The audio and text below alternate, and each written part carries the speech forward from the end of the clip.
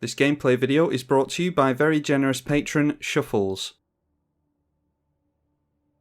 Yuriko up against Chulane, and that is not good enough. Alright, we've got both our colours there at least, so we will keep that one. And yeah, I don't think we're anywhere close to a memory, so definitely get rid of that. Our opponent playing out a land tax, so I don't think we're going to ramp past them anytime soon. Well, not with lands anyway, but maybe with a Sol Ring, so I think I'd rather just ponder here, to be honest. Alright, so we've got some lands incoming, as well as a Slither Blade. So we can go Wasteland, Urborg, draw into the Slither Blade, ready to start swinging in with that. We will not shuffle, and we're drawing into the Urborg next turn. So let's drop the Urborg, drop the Sol Ring, and thanks to the Maskwood Nexus we can actually make the Slither Blade into a ninja, which will be useful over the next few turns. Our opponent potentially purposefully missing a land on their turn 2, I didn't notice that, so they do get to search up some lands here. We'll keep track of the lands that they go for. Maybe they did that sheerly for the colour fixing, and thinking that they're going to keep up on mana anyway, no wonder, with a Lotus Cobra. So we draw into Wasteland. Yeah, there's every chance that hitting them with a Wasteland is going to hurt them. Let's go in for the Yuriko first, see what we draw into. Unfortunately, don't have the blue mana yet in order to recast the Slither Blade once we've bounced it to Yuriko. But we might get into a blue mana here. Reveal with the Yuriko. And there we see a Bloodstained Mire, so I think it makes more sense to play that this turn. Much as I would like to Wasteland their command tower. Triggering the land tax again, seeing as how they took a turn off there.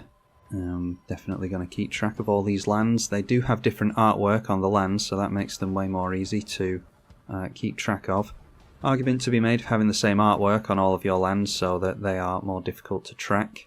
But they did just play this foil, so we know that they've got 4 lands in their hand at the moment.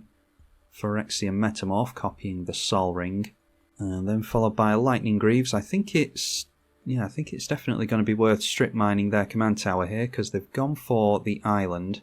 Thanks to Lotus Cobra, they'll still be able to get Chulane out next turn though.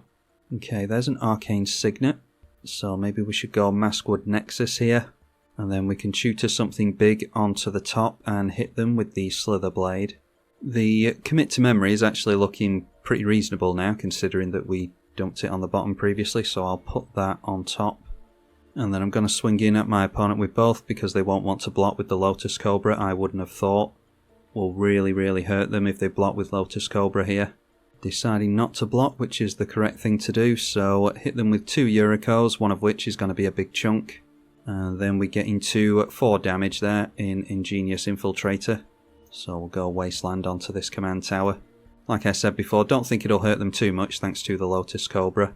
But it will mean that they pretty much have to tap out into Chulane here. So making a green mana with Lotus Cobra, I dare say. No, they make blue again, so not looking to get their commander down. That is the plains that they played, so we know they've got 6 lands in hand here. Our opponent tapped down a bunch of mana then, but then decided against it. 4, 5, 6, they don't have enough mana for a Rift, so maybe they're regretting the fact that they made blue mana here now. Maybe miscounted something. And wasting that blue mana, just going straight through to the end step. They discard 3 islands. Okay, that is a Tetsuko, that's really good, so that's going to be able to get itself through, as well as the Yuriko. Play out the Arcane Signet, and then play a land, and Tetsuko can make our Yuriko unblockable. Looks as though they might have something for our Arcane Denial here.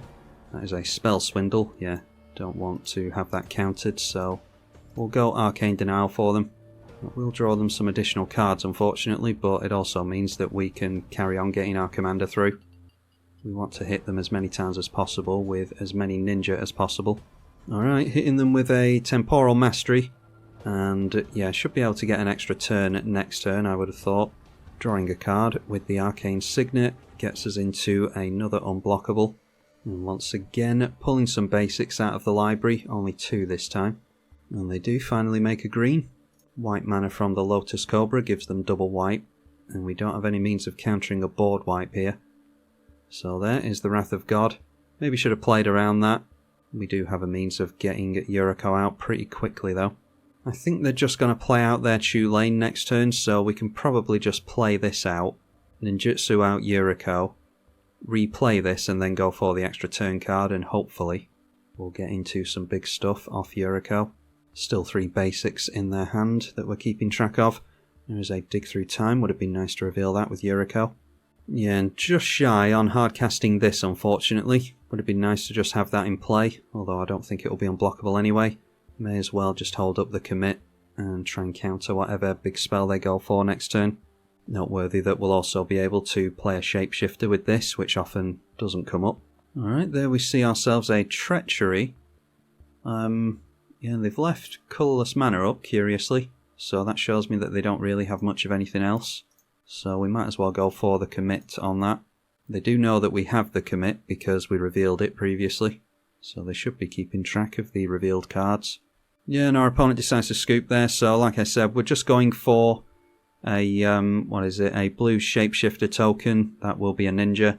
So we'll hit our opponent with 2 ninja, including Yuriko next turn, and we would have drawn into... Yeah, doesn't tell us what we were drawing into there, unfortunately, it's just crashed on us. Anyway, that was a pretty convincing one. I don't think our opponent was really able to get going, unfortunately. Hope you all enjoyed it. I'm tribalkai. Thank you for watching.